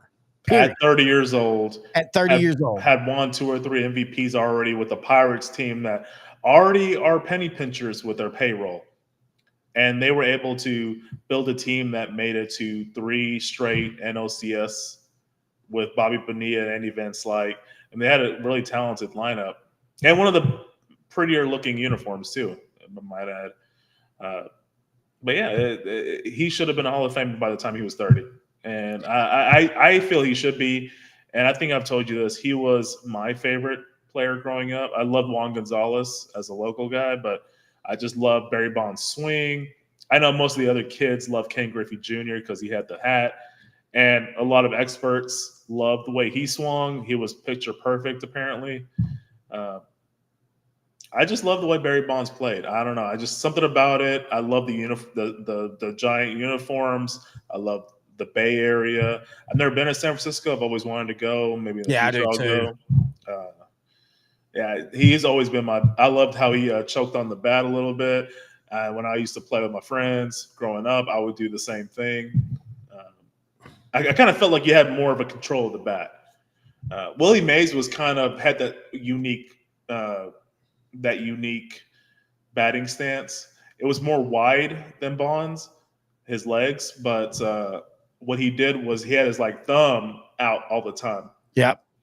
And it kind of reminded me of Gary Sheffield and Andres Galarraga from I grew up in the 90s, so I'm going to reference 90s athletes, where they had that weird batting stance, but it was more of like a winding batting stance where they would swing into the perfect position to hit a ball. And all those players, they're very consistent in what they're saying. It gives them more power. Yep. Or they feel it gives them more power. And I think for Willie Mays, having the loose grip on the bat while he's in batting, he's in his stance with the wide leg stance. I really think that was part of his routine to be comfortable. And then when the ball is thrown, he knows location, he knows what kind of pitch. Then he gets into the proper batting stance, and then he has more power. I think Gary Sheffield had the quickest hands in baseball. That's a good point right there. People don't realize that about hands. There's a thing where when you're playing baseball, you get told throw your hands at the ball, and the idea is if you throw your hands and you're loose, like you said, in the wrist, it creates that whip. And so for everybody who looks at baseball and they think it's your arms, it's your chest. No, it's your hips, your legs, your wrist. If all that works together, that's why Jose Altuve can friggin' kill a baseball. It's why Evan Carter can hit a baseball far. It's why Mike Schmidt. Look at Mike Schmidt. Mike Schmidt, if you saw him out on the street back in 1982, you didn't look at him and think, oh, my God, that's a baseball player. You're like, dude's got a porn stash. He's cool. Mike Schmidt, Phillies third baseman, I believe. Yes, third baseman. Pretty slender, but hit over 500 home runs, won a World Series, one of the greatest players of his generation. Very slender, had the stash. as you mentioned. But yeah, Roger Maris, dude, was just a regular old guy. You know, Mickey Mantle, and please understand, I'm not saying he's going to have this career, but I will tell you if he stays healthy, which is funny because Mickey Mantle didn't. well, to Mantle's defense, if it was modern healthcare, Yeah, he would have shattered all the records. he tore his knee up early because Joe DiMaggio, who had lost all of his range in the World Series, though, as Mickey Mantle's famously going after a ball, Joe DiMaggio out of nowhere says, "I got it." And Mantle being Mantle, even though he was center field, Mantle being Mantle held up because deference to it's the great Joe DiMaggio, and he stepped into a sprinkler hole, tore his knee up. And you're right. Nowadays, he'd have surgery. He'd have been back in 6 months. He never was the same. Still amazing. I think Wyatt Langford could be that. Wyatt Langford looks the most like Mickey Mantle out of any player since Mickey Mantle. He doesn't look strong, but he is. He doesn't look fast, but he is. And going back to Barry Bonds, I always loved the bat waggle because when Bonds was going good, that waggle got real fierce, and then it got quiet. And people don't understand. Your stance doesn't matter. Mickey Tettleton had a weird stance. Julio Franco had a weird stance. Barry Bonds had a weird stance. Gary Sheffield corkscrewed. But watch when the ball was being thrown, they all did the same thing. They went into launch. Arms fell back. Yep. Leg went forward. And then, as we said, throw your hands at the ball, the bat will follow. Man, Mickey Mantle had played. He had played long enough ago when I was a kid that he was a legend, but he played sooner that where like my dad and people like that saw him in his prime and could regale me with the stories of Mickey Mantle and Willie Mays and, you know, all those players. And Willie Mays, there was always something mythical to him. And I think it was because he was quiet. You know, Mickey Mantle was the slap you on the back, buy you a beer, tell you stories. You know, there's the famous story about when Yankees old timer day was there, and they, you know, all the players had come to play an old timers game, and they asked each player what their favorite memory of Yankee Stadium was. And, you know, I'm just naming names, you know, Whitey Ford throwing a one hit shutout in the World Series, you know, Hank Bauer hitting 2 home runs in the World Series. And Mickey Mantle's like, I once got a blowjob from this hot chick in the dugout. That was Mickey Mantle, and that worked for him. Willie Mays was like, I guess Willie Mays and Jackie Robinson to me always just played with class, if that makes sense. And I'm not saying Mickey, but you know what I mean? They were like Joe DiMaggio. They were gods among men. Yeah. Yeah, Mantle was like a bro, but the thing everybody that's the best way to describe it. The thing everybody loved about Mantle, which is very American, was he just hustled. He rolled up his sleeves. He got in the trenches. He got in the dirt. And he was a superstar, but played like a scrappy utility player. And he was just very hard working. And that really endeared him to a lot of people, especially in that tough market that is the New York Yankee market. He was eternally beloved, just like with Jeter. I still remember when Jeter went 0 for 30 something back in the day in the 2000s. I can't remember what year it was. He went up to bat, and the only time I've ever recalled something as shocking was when Randall Cunningham wore a Cowboy uniform and was cheered. He was encouraged by the Yankees. The fans weren't even booing. They were just like, "Hey, come on, Jeter, you got this." And this is a tough crowd. I respect the fans. They're very passionate. I always respect passionate fans, but at that point, you just kind of feel like they kind of have a right to boo, and they didn't boo. They just loved Derek Jeter. So I feel like the same thing goes with Mickey Mantle too. But yeah, Mickey Mantle had a relatively short career. He lost that home run chase with Roger Maris because of injury. Well, because of a bad flu shot, actually. I think it was a flu shot. He got a shot and it infected on his hip. By the way, watch the movie 61, folks. It was great. I now think I'm going to watch that tonight when I'm eating my drunk soup. And if you want to know what drunk soup is, it's homemade soup that I eat when I'm drunk. It's really that simple. But I think I'm going to watch 61 because it's one of my favorite baseball movies. Billy Crystal directed it back in 2000, 2001. I can't remember the year. Some of the CGI, because they CGI old Yankee Stadium, it just it's okay. Just get past it. It's not that big part of the movie, but it's a great movie. Thomas Jane played Mickey Mantle, perfect. Barry Pepper played Roger Maris, absolutely perfect. The cast is perfect, but yeah, again, going back to Willie Mays, going back to Mickey Mantle, going back to the guys when I was a kid, Nolan Ryan, Mike Schmidt, Pete Rose, all those. I don't feel that people, and maybe I'm just being an adult. Maybe there are kids that are just like we were, but it doesn't feel like it today, does it? Well, baseball has declined. Well, I mean, just in sports in general, like you don't hear people like, "Oh, Dak's my hero," or like even it has to be like a very eccentric, bombastic individual, like internationally it's different because there's a hero worship for Lionel Messi, the soccer star, the global soccer star from Argentina. I'm trying to think of someone currently to make this Patrick point. Mahomes, maybe. Mahomes, maybe, because NFL. So, football, NFL will be a good analogy here. But the guys that kids worship, be like him, sneakerhead. They're imitating his haircut. Because it didn't feel like Tom Brady was actually worshipped like that, did it? Now I hear it more, but before it was a lot of hate. And then now, after he won his championship with the Buccaneers, you see, because he got super drunk at the parade. People are like, "Oh, that's awesome!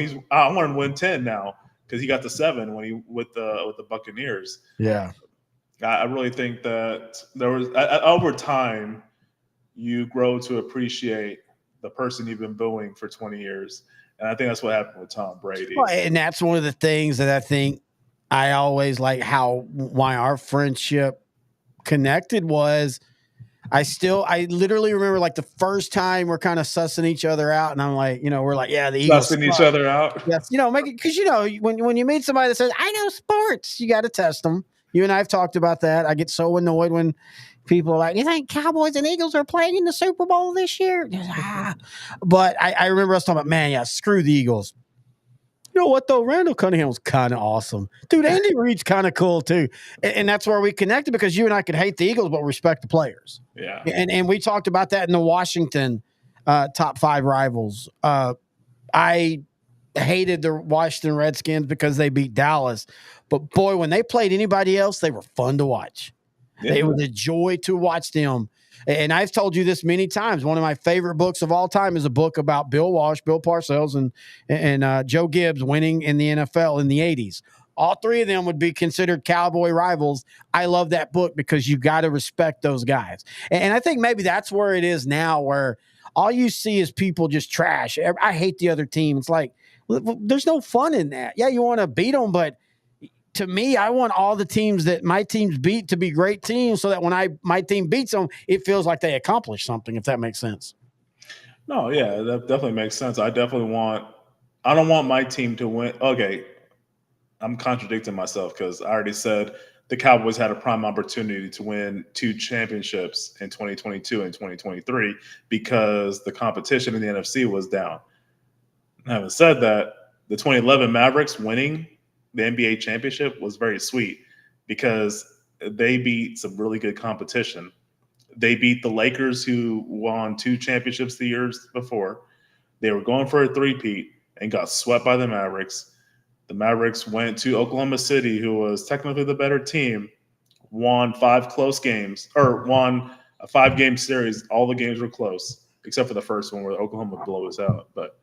And then Miami with the super team, LeBron, Bosh, Wade, and the triplets, they lost in 6 games to the Mavericks. So that was a very sweet win, and that's kind of the reason why I'm not really mad the Mavericks lost this year. Oh, no, not at all. Because I can still go back and think about that 2011 team. And we've talked about this before. Outside of the NFL, now I don't want the Mavs to go to 3 straight NBA finals and lose, or over their next 5 times they make the NBA finals and how many years they lose. But outside of football, once your team gets at least that first one, Everything else is like, okay, if they win, great. Awesome. If they don't, I still got the one. And basketball, I totally enjoyed this year. You and I both knew they were going to lose to the Celtics. I mean, it would have, there was not, I think we both did our, Mavs and 7. But yeah, you knew 5 minutes in, like, yeah, this is just not, Boston is Boston this year. That, this is the culmination of 7 years. The Mavericks, this is the culmination of half a season. Now, we'll see if they're going to do what they did 2 years ago and backslide, or will this be the launching pad for them? But like the Stars, I'm still content with the Stars. Now, they have made 2 straight Western Conference Finals and lost. I would like to see the next step next year, but I'm still perfectly fine with, hey, they're just a really good team that consistently makes the playoffs, because I've told you from day one, that's all I really want. I want teams that, outside of football, again, it's different, but in the other sports, I just want to be good consistently. Yeah, and with the Dallas Stars, last season they were not the favorites. They kind of had a tough 7-game series against Seattle, the Kraken, and they got through. Vegas just had a top to bottom. There was no weaknesses. They just ran into the wrong team. And sad thing is, I think Dallas might have beat a better Golden Knights team this year than they lost to last year. But again, a game 7. And I think that's the thing Dallas has to avoid next year. You cannot get caught in long playoff series in the first 2 rounds. You need to get out of them, each one of those in 6 at the very most. And then in the Western Conference Finals, you can go, okay, if we go 7, we go 7. Yeah. I agree with you. Even as an 8 seed, the no Golden Knights still had most of their talent back from the Cup winning team the prior season. It was a great accomplishment to beat them. It was a great accomplishment to beat the Avalanche, a really good team that was healthy. What the problem with the Mavericks, the Stars, was Leon Draisaitl and Connor McDavid are the 2 best players in the world. Edmonton doesn't really have the defensive capabilities, but they can do it in stretches, and that's exactly what they did to the Stars. But they've been together for so long. This is the continuity. This Stars team, I know they have Jamie Benn, and they have a core group of players, but the best players are Robertson, Hintz. There's some guys that haven't really been together long enough, as long as Leon Draisaitl and Connor McDavid. And I really do think that was the difference, just like with the Mavericks in the NBA Finals. Just continuity. Just go into next season. Keep all your best players together. Form a bond. Form a team essentially. And I think that'll carry over. And I think the Dallas Stars are in really good shape going into next season. They just need to keep the continuity, just like with the Mavericks. Keep the continuity. And right now, this is the best time in DFW sports. And I think you agree with that. It's just really a good time. I've been very happy. All my teams have been going on deep runs, except for, the Cowboys. And yet they've somehow been the most consistent, at least, to make the playoffs over the last few years. Next offseason, I kind of want to go a little bit more random with our look backs. And I think one of them would be in one show, not over the whole season, top 5 Dallas-Fort Worth sports seasons. And talk about them, because there's some that'll surprise you. Now, we might have to make the rule that we start from like 94, because the Mavericks didn't come in till 80, the Stars didn't come in till 94, Dallas Burn didn't come in till 94. Now FC Dallas. We might have some honorable mention, like I like that you reference Dallas Burn / FC Dallas. I love the Dallas. I already know what season you're about to reference. What? I think it was 2011. Yes. Well, they were FC Dallas. That right now. Yeah, you're right. That's a good debate, because a major team won a champion that year. Yep. You could make the case that was a better year because 3 teams made a championship: FC Dallas, Dallas, and Texas. But the Cowboys didn't make playoffs, so that really hurts.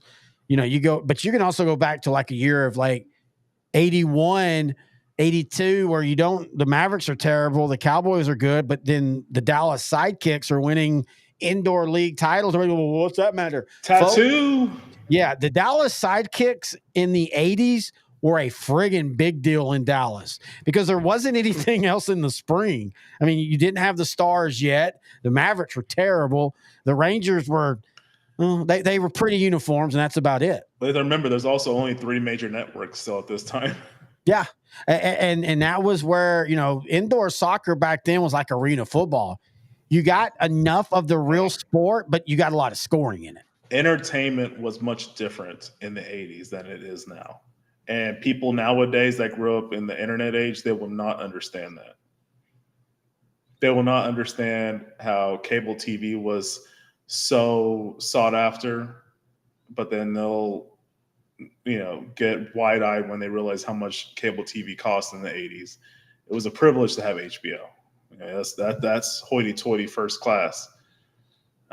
Nowadays I just bum your subscription for HBO Max. I thought that was Pornhub.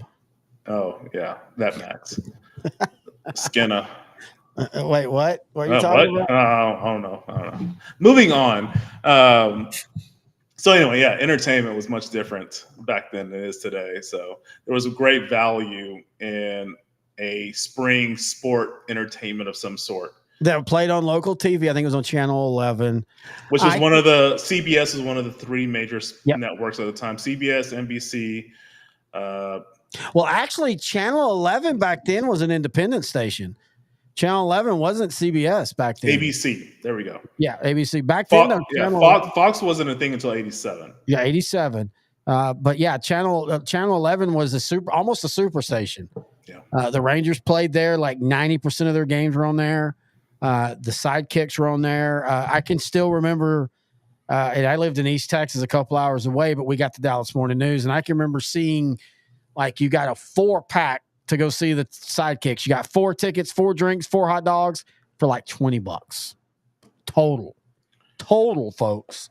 And it was that's why arena football and all those have struggled now, not because they're any different, but 20 years ago, you didn't have many sports options. Now, just like today, we've got all the baseball games. You got all the soccer tournaments all over because you got Euro, you've got the whatever the CONCACAF bastardize and just throws in random teams and calls it a tournament.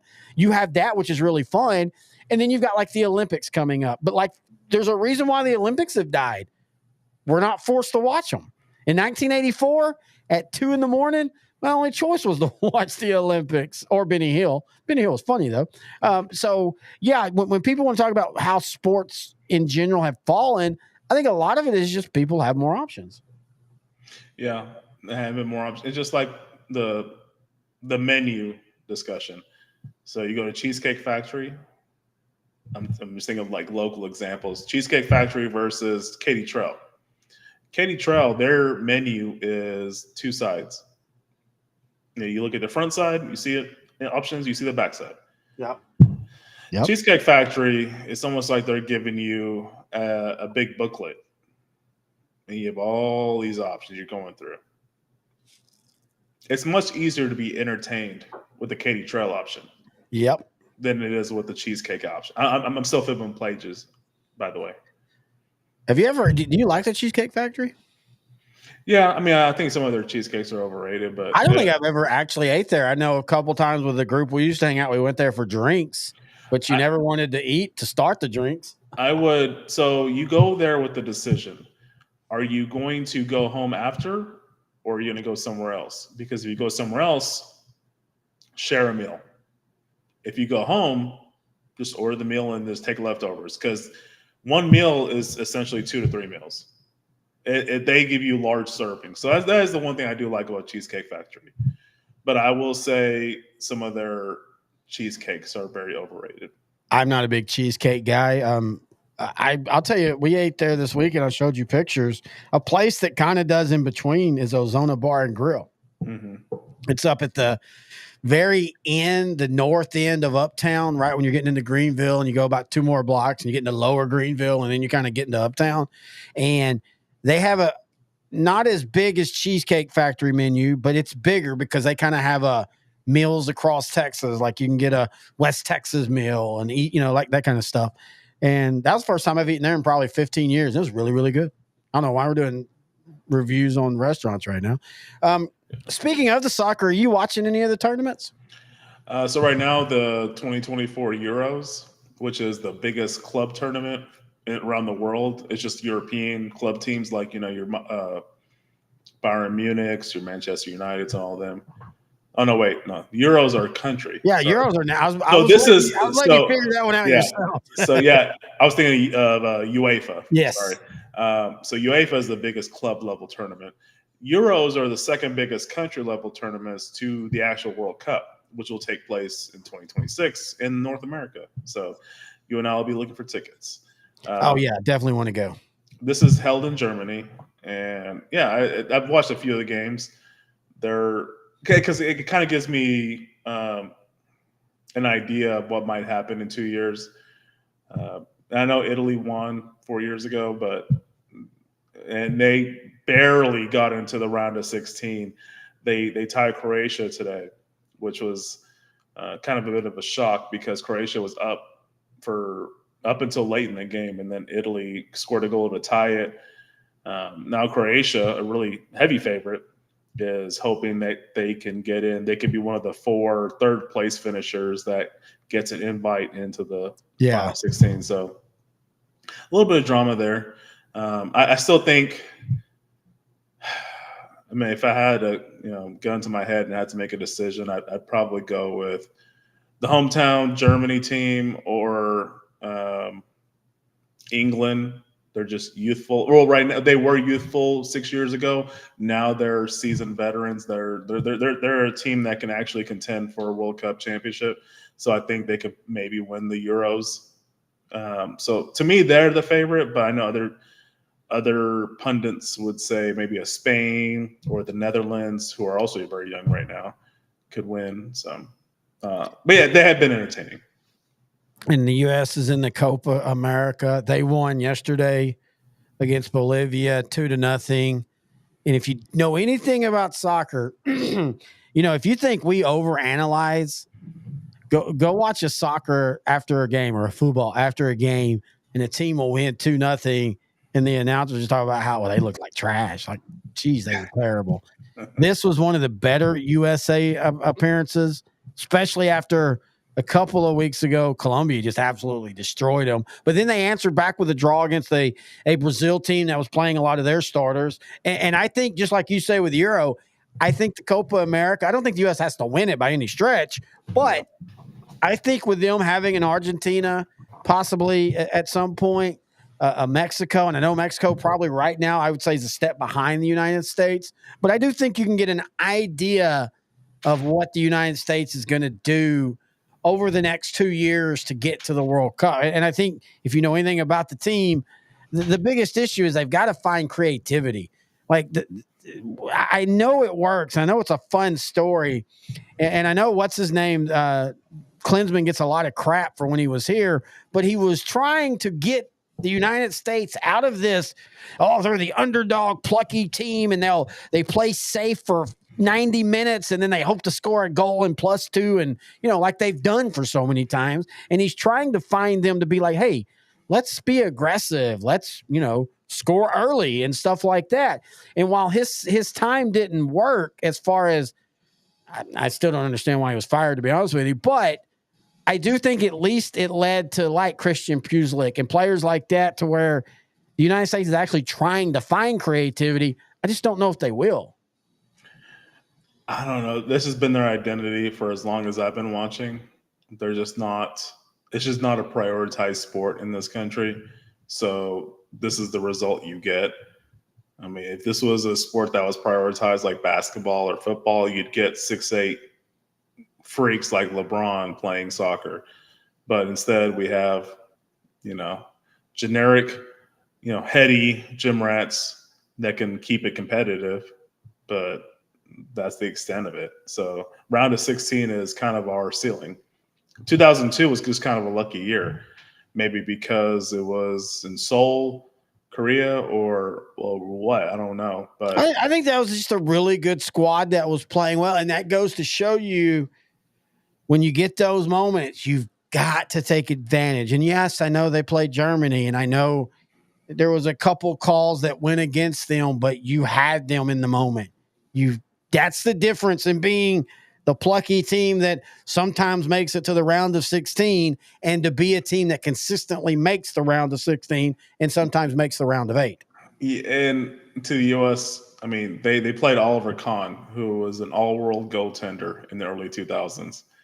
He didn't allow a single goal to remember, from what I remember, until the World Cup. I think he might have allowed a couple in the group stages, but I don't think he's allowed another goal until the World Cup final against Brazil. So yeah, it was a bad matchup.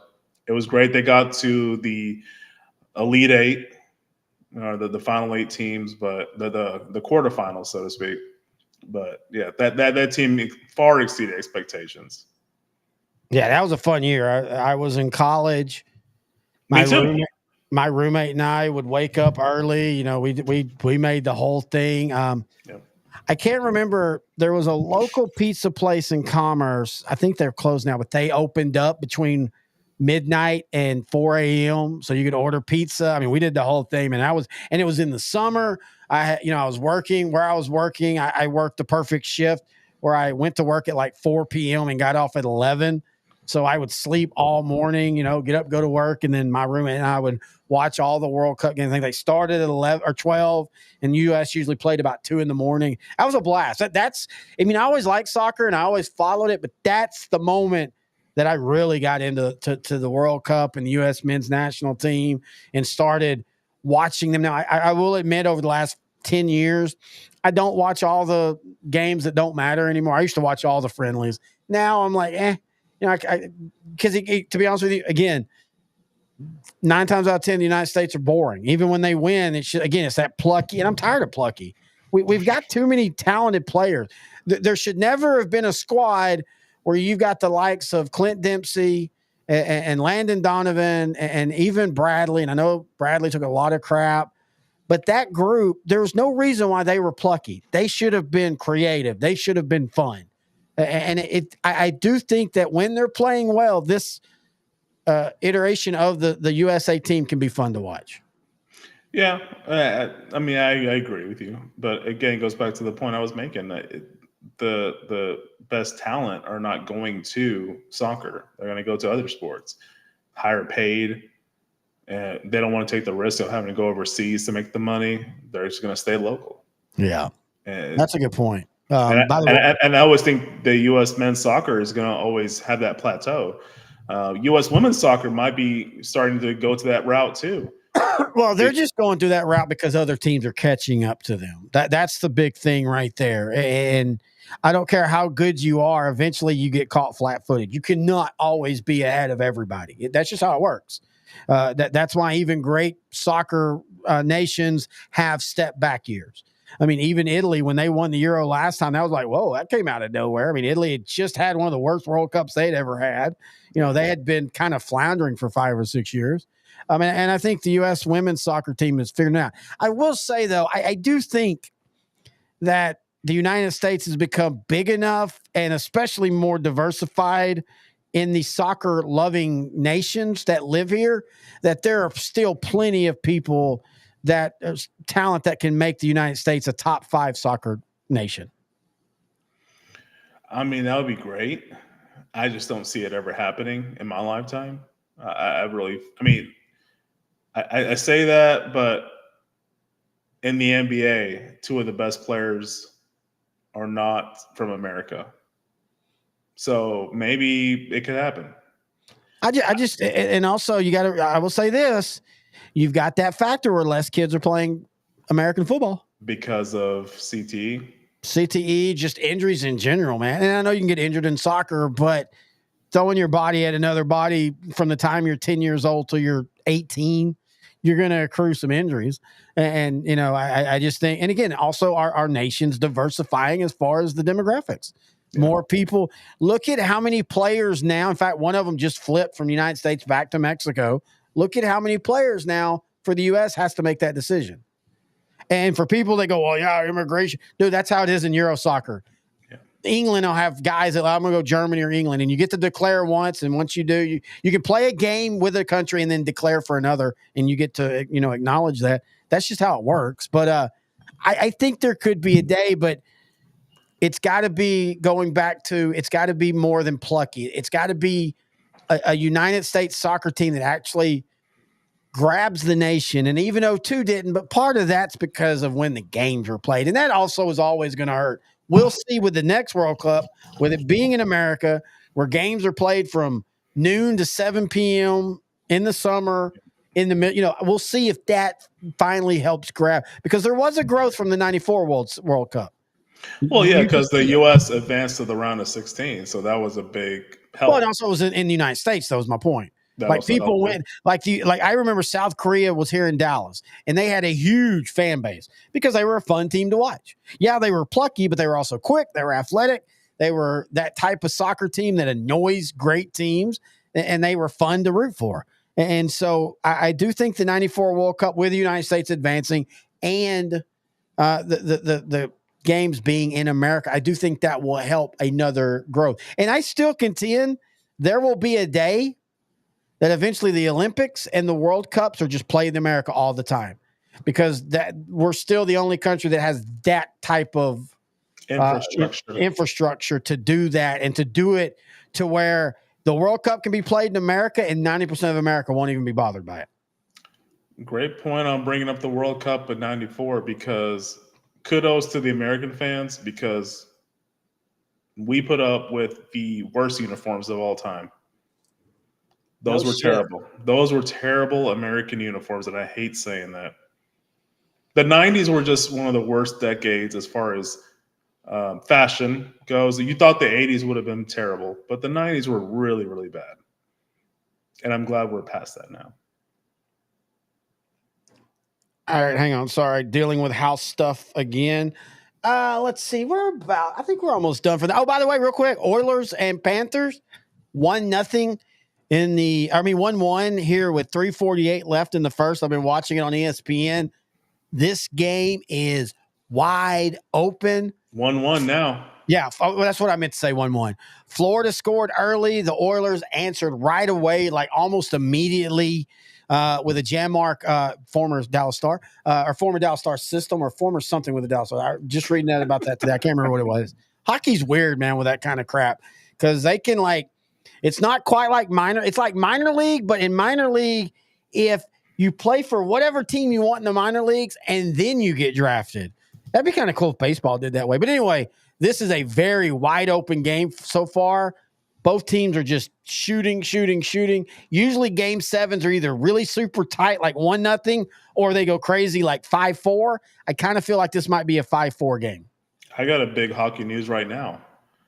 The Bruins trade Linus Ullmark to the Senators. That was I heard rumblings of that on my little NHL Daily thing, and you hear that and you think, okay, it'll probably be a month from now.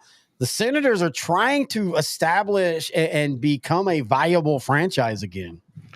I mean, Linus Ullmark, like him and Swayman were like the best goalie duo in hockey for a few years there, and I guess Boston felt they needed more offensive pop, because he is one of the best goaltenders in the world, and they just traded him. So they must have gotten a lot in return.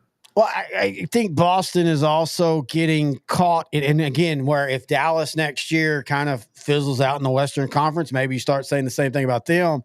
Yeah. But Boston also has last year's, Ullmark won the Vezina last year. Yes.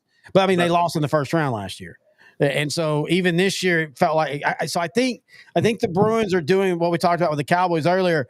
They're just trying to change things up. Yeah. Maybe the chemistry in the locker room, fair or not, that's what happens when you don't exceed expectations.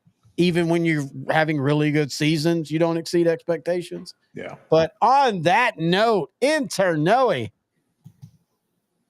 Yes, sir. I'm just gonna keep playing that all the time. Okay, so I see the sideline banner like waving a little bit behind you. That's the fan. I have a fan. I've got two fans. So today, Well, you know me, I'm hot natured. To save electricity, I do the free nights and all. But also today, because we were getting rid of popcorn on the ceiling, that means you got to ventilate. So we had to open the doors and turn the AC off. So at one point, right before the show started, we were like at 84 degrees in the house. So I've got 2 fans on me. I've got the AC going. I have all that fun stuff. But anyway, anything else you want to add? Nah, man. I mean, I think we covered everything: the Rangers, Stanley Cup, Mavericks, Willie Mays. Yeah, I think we're good, man. Can't wait to do this again in a couple of weeks. Yeah, we'll have a couple weeks. We might have a live baseball show next week. I'm not sure yet. I haven't talked to Ryan. Texas 2 Seam will be showing up this week. He's a little late. Want to remind everybody, if you want to have a question, comment, or thought, of course, you can always go into our chat, but you can also email the show, odtcshow@gmail.com. Our Patreon, go to patreon.com/outdrink the coverage. Right now, we've got the San Francisco Top Rivals show up there unedited. 23,000 people. Yeah, that's on YouTube. 23,000 people have watched that one. Almost 24,000 or over 24,000 watched the Green Bay one. So we've really enjoyed those numbers. I mean, we've said it before. We've gotten more numbers and we've gotten more subscribers in this off season than we did in season last year. And we had a great start to our in season last year. So we do appreciate all that. Again, you can find us at YouTube.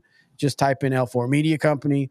On Patreon, just go to patreon.com/outdrink the coverage. Email us, odtcshow@gmail.com. Until next time, he's intern Noe the Pro.